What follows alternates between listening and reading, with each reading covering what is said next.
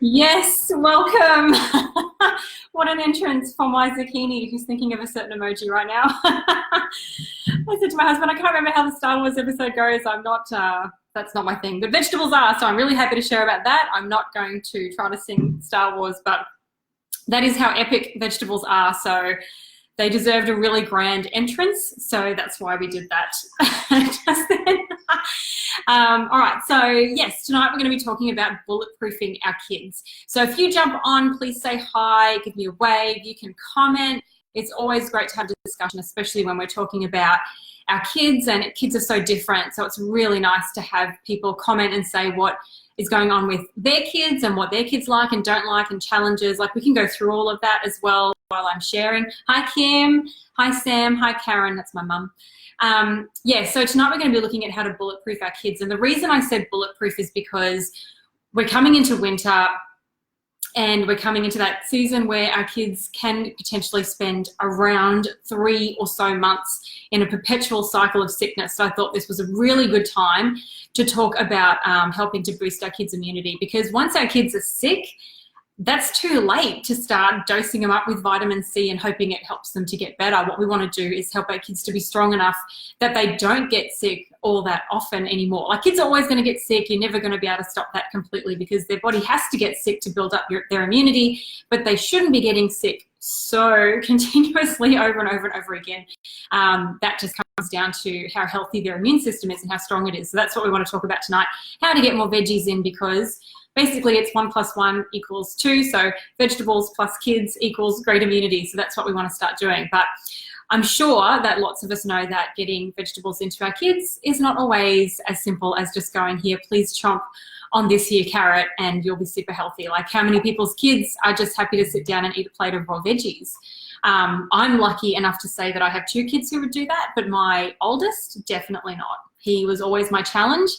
And he, as soon as he started eating food, he really struggled with texture. He would throw up anything that wasn't bread, that wasn't the texture and taste of bread. So that was a massive challenge to me. And one that I'm glad that we had, because I'm just holding a carrot now, one that I'm glad that we had because it actually helped me to figure out creative ways of getting more vegetables into our kids. So if you don't have time to watch this whole thing, I can just send through a rundown of what I'm about to go through as well. And I know not everyone has time to sit down and watch a video, so just let me know. You can just comment or PM me and I can just send through a bit of a rundown of it. So hi everyone who's jumped on, Pete and Ben and Carly and Jake, Linda and Lenka, and Liz. Hi, ladies and gentlemen. So we're talking about bulletproofing our kids, and I'm definitely very much a fan of teaching our kids why they need to eat vegetables and just getting used to it, because we need to make sure that they're going to carry that habit into adulthood. But I'm also a fan of just adding more in subtle ways so that we can make sure that they're getting as much in as possible in a day, because we're supposed to be eating, as an absolute minimum, 3 to 5 serves of fruit and veg a day. The World Health Organization actually says 7 to 12, and kids are a little bit less than that. But we know that less than 2% of Australians are getting anywhere near the 3 and 5. So, how well are our kids doing? Like, how many people would say, like, how many of you on now would say that your kids are getting 3 to 5 serves of fruit and veg every day? And even if they do have a good day, sometimes it can be hit and miss, and they have a good day and then they have a bad day and a good day and a bad day. So it's hard to be consistent. So what I'm going to share around tonight is just about getting a little more in every day to try to get some consistency happening, boost their immune system, and bulletproof them, not just through the winters when they're little, but looking ahead into the future as well, and how strong their body and their immune system is down the track too, because we do have to bulletproof ourselves all through life. We're not indestructible as much as we sometimes look like we are. All right, and I'm going to keep these tips kind of short and sweet, because what I don't want to do is overwhelm you with 50,000 different tactics and tips that you can do. I want you to walk away with one thing that you're going to change and implement that, because I'm a huge fan of just making little changes, implement it until it's ingrained and it's a habit and it's something you don't think about anymore, and then choose something else and do it. If you walk away with 100 different ways to try to add in more veg, you'll get overwhelmed and you'll end up changing nothing. So take one tip and do it. So I'm going to keep it just very, very simple tonight. Alison said, hi Pauline, love watching you. Oh, thanks Alison. I'm so glad we've become friends. I love social media. Okay, so why vegetables? All right. We all know that we've grown up our whole lives being told we have to eat more vegetables, but did you know why? It's not just because your parents wanted to torture you. It's because vegetables are literally the lifeblood of how our body operates, functions, and remains strong. Okay, so who on here now finds that their kids get sick a lot through winter? So you can just like hit the like button, or you can put in there yes or whatever. We definitely had quite a few years where we just were sick in almost like a continual cycle of, like, we've got 3 kids. And so, you know, it just felt like the kids were sick for, you know, a week each. And then, you know, one would get better and the next one would come down with it. And by the time that one had come down with it, someone else had come down with it. And the cycle would begin again with some new horrible disease that had hit our house. One year, all 5 of us got influenza, one after the other. It was awful. And then, yeah, I've got a few people saying yes, absolutely. I just was talking to a mum the other day who said she just can't bear another winter of taking so much time off work because her son is sick continuously. Yeah, so it really does have such a knock-on effect. And it's really bad for our kids too. They don't want to be sick all through winter as well. So when we changed a few things in our diet, that's when we saw massive changes in our immunity. And we've had a couple of years now where winter has kind of come and gone and we've barely noticed it. So massive, massive difference in our kids' immunity just from making some changes in their diet and really focusing on getting more fruits and vegetables in.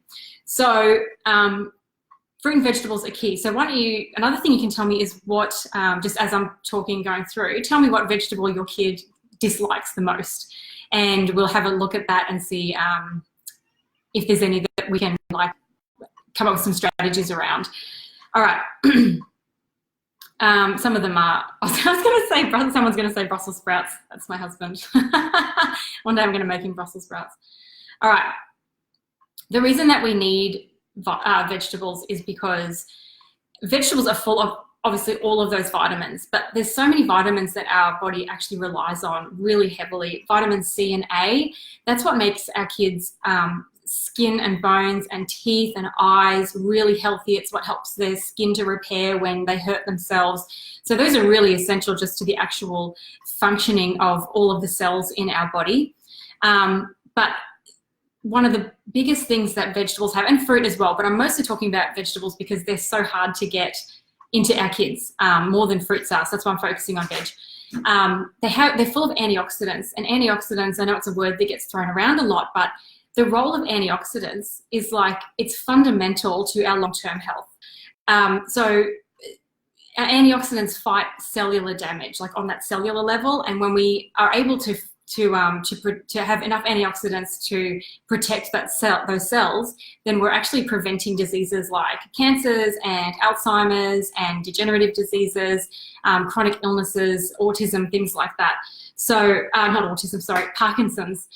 So there's lots of diseases that happen because we don't have enough antioxidants in our diet. So when we're talking about getting veg into our kids, that's what I'm saying. We're talking about not just getting through this next winter, but how are we setting them up for life so they don't have to deal with these awful chronic illnesses down the track. I've got some comments here. Sam said, does anyone like Brussels sprouts? You can give him a big thumbs up if you like them. I love Brussels sprouts. I must be the only person in the world who loves every single vegetable. Alison said, my son was a tonsillitis kid from 4 months. He had them out when he was 5.5, has never had a cold, flu or gastro. Wow, that's awesome. And Alison loves Brussels sprouts, Sam, so there you go. Do you think raw vegetables are better than cooked? I generally do. I have heard that there are some that are better a little bit cooked. Like I've heard tomatoes are better if they're a little cooked because it releases lycopene. I don't know how to say it, but there's some nutrients that are released with a little bit of heat. But I think cooking them a lot probably destroys a lot of the nutrients. I would say whatever way you can get it into your kids is better than nothing. That's what I always come back to. Compare it to getting nothing at all. If it's better, just do it that way. But I do have an answer for that a little bit down. And Belle said, love them with butter and cracked pepper. There you go, Sam. You're going to have to start up a Facebook group because no one's agreeing with you. Brussels sprouts haters unite. Okay. Fruits and veg have fibre as well. There's a few angry faces coming up. Fruit and veg have fibre as well, which helps our kids' digestion. I see lots of kids with constipation issues, and we need to get more fibre into our kids, and that comes from produce. All right, so how do we get more into our kids? especially if they're resistant and they're not just going to sit there and chomp down a raw zucchini, right? Okay, so first one is to look at what you're making already. Don't make it hard on yourself. Look at what you're making already and just level it up. So there are so many vegetables that you can mash or puree or chop really finely and add into things that you're already making on your regular menu. So things like, and some things you wouldn't even think about, like some are obvious if you're making pasta sauce, and I would always recommend making your own just so that you know what's going into it, and it's usually not that much more expensive and you can make a lot more of it and freeze it. You know, but things like carrots and zucchini, you can grate those up and add them in there. They don't add a lot of flavor, so your kids don't detect them as much, but it's another way of getting more fruit and veg in. But then what about things like scrambled eggs? Cauliflower is awesome for steaming a little bit and mashing up, and you can add it into scrambled eggs, and you've just put vegetables into your child's breakfast. Cauliflower is great for that kind of thing because it's so flavorless. You can, the other thing you can do is steam it up a bit, mash it, and mix it with mashed potato. So you've got kind of like a potato cauliflower hybrid, and kids can't tell the difference because it's so mild in flavor. But cauliflower is really good for you. Okay, what's another one? Frittatas or anything egg related, like those little egg muffin things. Man, there's so many things you can add to that. Again, carrots and zucchini, teeny tiny mushrooms, chopped up broccoli, like really fine chopped up broccoli, things that don't change the texture or the taste too much, but you're still getting that extra serve of veg in. What else?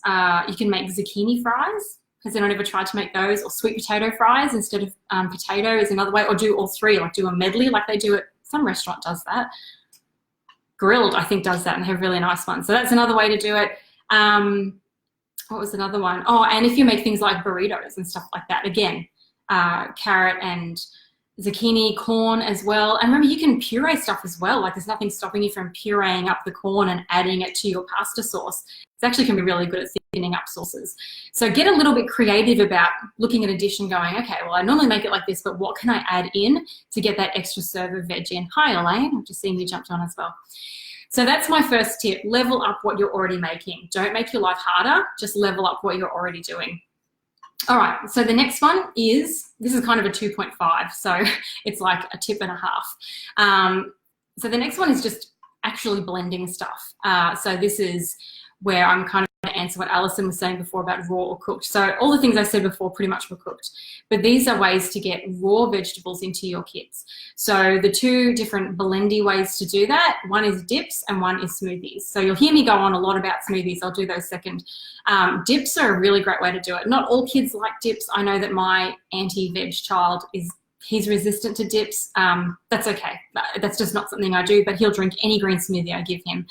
So dips are really awesome because they are raw, and because you can combine different flavors, you can find something they like. Because they're blended, it's really good for kids who struggle with texture. And because you can change the type of crackers that you use as well to something that they like, that really helps them to be feel comfortable about eating it. So there's lots and lots of options. And honestly, you can go online and look up kid-friendly vegetable dips, and you will find unlimited amount of dip porn there to go and have a look at and see what you want to make. But some really great ones are any kind of avocado-based dip. You can make a hummus with, you know, like a mashed roast potato. I'm talking about blending them up, but, you know, with, sorry, not potato, pumpkin. Roasted capsicum. Okay, so capsicum is one of the highest sources of vitamin C in the plant kingdom. Like it's got more than strawberries and oranges and any kind of citrus like that. So anytime you can add this into anything that you make, and this is so sweet when you cook it up. It's really, really sweet and really yum. So yeah, roast capsicum dips are really good. You can do, I had some other ones, cooked carrot and cashew pesto is really good too, because that way you're getting basil into them. Herbs are amazing sources of nutrients for us. So, and you can control the texture of that as well. So, and you can always use cannellini beans as a base and then add veg to it. Okay.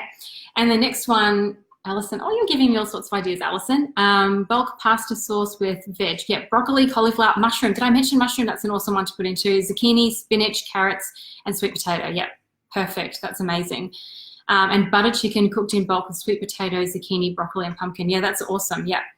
Yeah, sweet potato is awesome in different things like that. And you can even make sauces. I do this all the time. I make sauces out of pumpkin or sweet potato. So like pasta sauces that are almost like a creamy alternative to a white sauce, and you just make them out of blended, like pureed vegetables. So you can get really creative with it, depending on how experimental you want to be. Okay, so the next one, my 0.5 point is green smoothies, or any kind of smoothies, but green smoothies are good because greens are so essential to our body. I speak a lot about green smoothies because I really do believe they are one of the easiest ways to get more vegetables into everyone in your family really easily. You can just throw all this stuff into a blender or magic bullet or whatever, divvy it up amongst everyone, and everyone is getting some really great serves of fruit and veg in the morning before they walk out the door. So I just think they're essential. We've been making them now for nearly 9 years. I started making them because of my firstborn being such a tough eater. That's why I started making them, and now they've just become normal in our day. And if we have a day where we don't make one, I feel like we didn't do the morning properly. I actually can feel the difference. I just feel like it was an unfinished day. It's really funny. Oh, I've had some people join. So hi, Erin. Hi, Olga. And hi, Danielle. Yeah, so to make them for kids when you're just starting, I would start really basic. So just do, bananas are always good. Bananas help have a great texture. They're really smooth and creamy. So you could do like banana, a little bit of vanilla, some cinnamon, and then put in a little bit of baby spinach is a great green to start with because it's very mild in flavor. It will make it a little bit green though. When you combine a green thing with something that's kind of white, like a banana, even a little bit will turn it green. So if your child has an issue with colored foods, you might want to put it in a container that's not see-through with a straw. It's also not see-through. Or just do it very, very slowly. Put in one extra bit every single day until they're used to the fact that they're eating a green drink. But once they're used to it, man, you can start to add all sorts of crazy stuff to smoothies and they still taste amazing. Like we put in broccoli and cucumber and beetroot and just anything you can think of. Pumpkin, like I've put pumpkin in there before. So there's loads of stuff that you can put into green smoothies and it's indetectable. So it's a great way of getting an extra 1 or 2 serves of veg into your kids in the morning, which is a great time to do it. It's a great way to start the day. So another really basic one for kids is a blueberry one, so banana and blueberry. If I was starting a child off, I would use a milk or milk alternative. Well, I would not recommend dairy because I'm not a fan of modern processed dairy for a few different reasons. But if you could use something like almond milk or oat milk, rice milk, or a non-GMO soy milk, it just makes it really creamy. Otherwise, if you use water, it's okay, but it can get a little separatey, which some kids don't really like, especially if they're a bit fussy around different textures and things. But yeah, another one you can do is blueberries, banana, spinach, and then you can add in nut butters too, which give it a really nice like peanut buttery flavor or whatever. But that's a great way, a great base, and then to add some greens in and things like that and just keep experimenting. Again, so many recipes out there online for kid-friendly green smoothies. And then you can also start to do things like add in other really good immune boosters like citrus. So you can do oranges are really yum. Orange and vanilla is nice. You can add in lime as well. Pineapple and lime is really yummy, and the pineapple sweetens off the lime so you can't taste it as much. Ginger is awesome with pineapple as well. So there's a few really good basic immune boosters you can put in there too. And it's not, you would never get your kids to eat raw ginger, but if you put it into a green smoothie with some pineapple and a banana, they're eating more ginger and they can't taste it. So green smoothies are a great way to really get a little more greens and different veggies into them every single day. So that's what I was going to share. So if you, I would encourage you to just think about one thing that you could maybe change, something that you're making next week that you think, oh, I could add in some mushrooms there, or some mushrooms, by the way, are one of the highest sources of vitamin D from the plant kingdom. So great to get mushrooms into your kids if you can. So yeah, pick one thing and try to change it this week, even if you decide to just make one green smoothie and see how your kids go, anything like that. Once we start incorporating that more and more and more into our kids' diet every day, it becomes more normal. And every single time you're doing that, you're helping their body to get stronger in terms of their immune system. You're helping them to get through each winter a little easier, and you're setting them up for a future where their body is more protected against all of those really awful diseases that none of us want to have to ever deal with. All right, so that's it from me. If you want a rundown of that, just let me know and I can just send it to you. Otherwise, if you've got any questions, just send me a message or comment here and we can have a chat, and I'm happy to share anything that you want to know. Okay, thanks everybody. Bye.